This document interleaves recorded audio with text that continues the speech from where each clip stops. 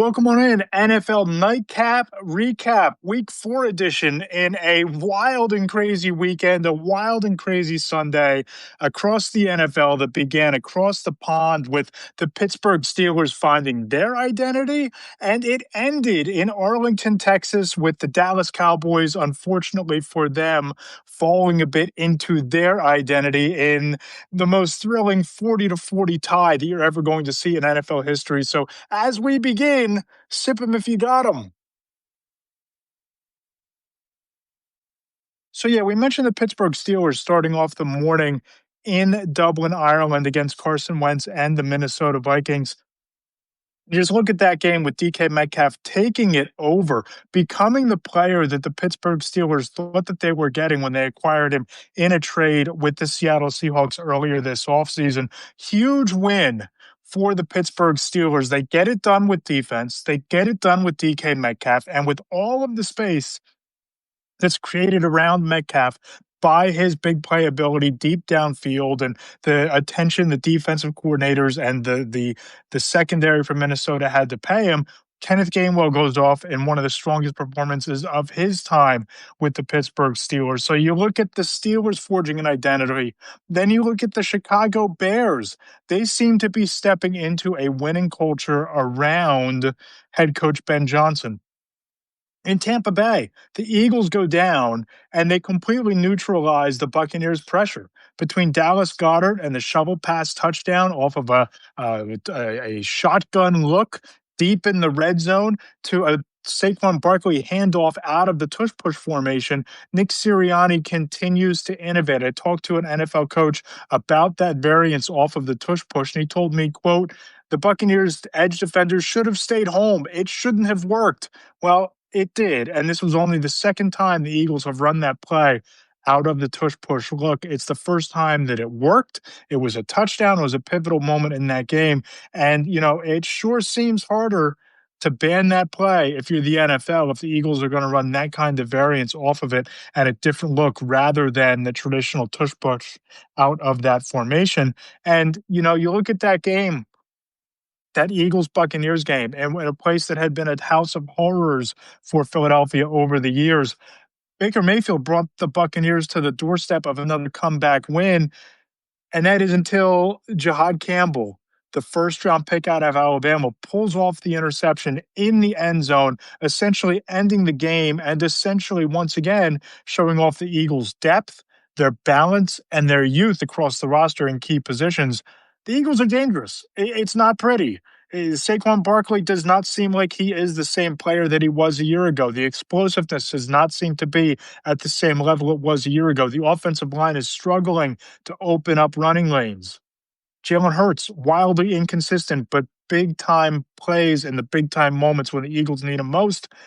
But they're 4-0. The Eagles just continue to find a way. They stay unbeaten. But let's talk about the Bears for a second here. Let's talk about the Chicago Bears and a second straight win for Ben Johnson's team. Caleb Williams did everything he could to lose that game today in Las Vegas. Just 212 yards and a touchdown. One really bad, really ugly interception.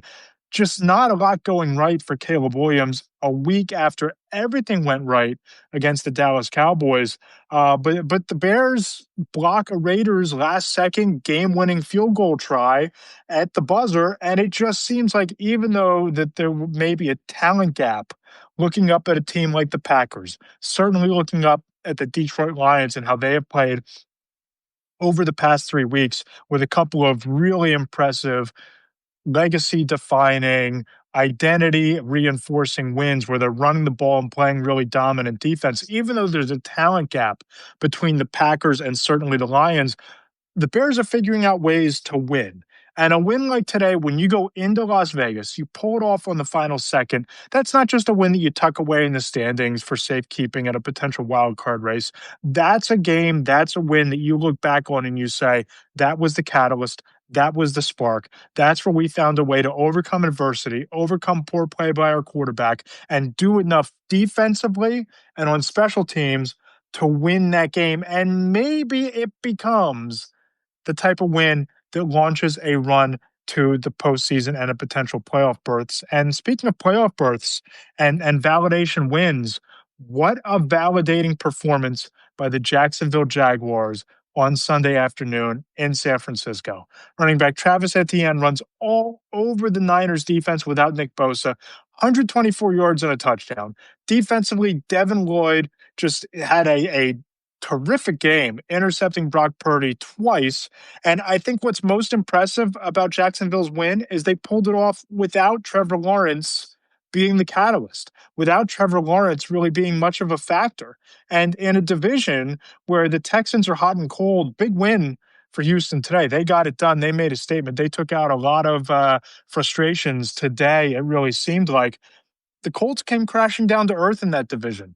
They go out to Los Angeles, and Daniel Jones kind of comes back to earth a little bit from the MVP caliber level that he had been playing at over the last several weeks in a game where Matthew Stafford and the Rams just completely went off. You know, you look at the Rams taking care of business against the high-flying Colts. They knock off Indianapolis.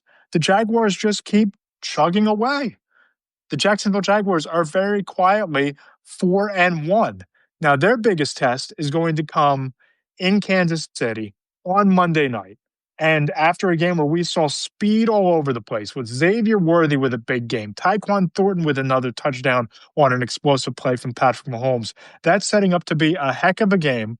It's setting up to be a heck of a barometer for where the Jaguars are.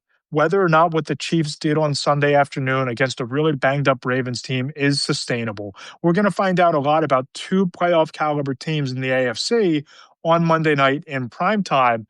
And, you know, speaking of prime time, that game couldn't have gotten any better. I know it ended in a tie.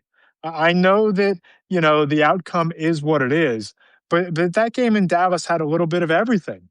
It had the Cowboys basically neutralizing Micah Parsons for 58 minutes, 60 minutes, and then in overtime, he makes the game-saving tackle from behind, sacking Dak Prescott, keeping him out of the end zone, keeping hope alive. Jordan Love drives them down the field. They eventually, you know, kick the field goal. Just a wild, wild finish in Dallas. And inside Monday morning's column, we're going to get into it. We're going to get into what two executives told me about the trade from the Cowboys' perspective and how it structurally hurt Dallas's defense and set the stage for the Cowboys to be a historically bad passing defense through the first 3 weeks. And from the Packers' standpoint, where even if Parsons isn't the force multiplier, even when he isn't the driving force, even when he isn't the catalyst on defense, why the Packers are now a more complete football team with Micah Parsons than when they were without him. We'll get into that in the column. We're going to talk about the Eagles inside the column, going down to Tampa Bay and Nick Sirianni's bag of tricks, as we discussed. We're going to get into DK Metcalf taking over that game. Drake May chasing history, a historic performance in New England from the second-year quarterback Drake May. Just a wild day all across the NFL. It's late. We're putting on the finishing touches of the column, and hope you'll check it out in the morning. Hope you'll subscribe to Between the Hashmarks. Appreciate you staying up late, and we'll chat with you Tuesday on the Between the Hashmarks podcast with myself and Mike Tanier right here Between the Hashmarks. Matt Lombardo signing off after a wild and crazy and long Week 4 NFL Sunday.